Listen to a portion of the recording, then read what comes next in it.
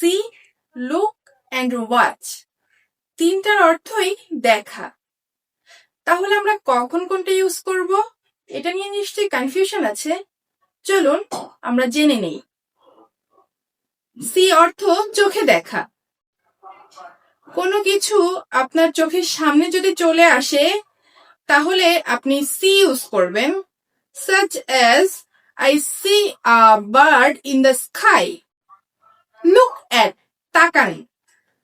কোনো কিছুর দিকে যদি আপনি ইচ্ছাকৃতভাবে তাকান সেক্ষেত্রে আপনি ইউজ করবেন look at.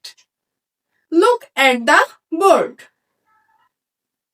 Watch, মনোযোগ দিয়ে কিছু দেখা। কোনো কিছু যদি কিছুক্ষণ ধরে নড়াচড়া করে কিংবা অনেকক্ষণ ধরে চলে আর সেটা যদি আপনি মনোযোগ দিয়ে দেখেন সেক্ষেত্রে আমরা ইউজ করব watch. We watch TV every night. For more video, follow me.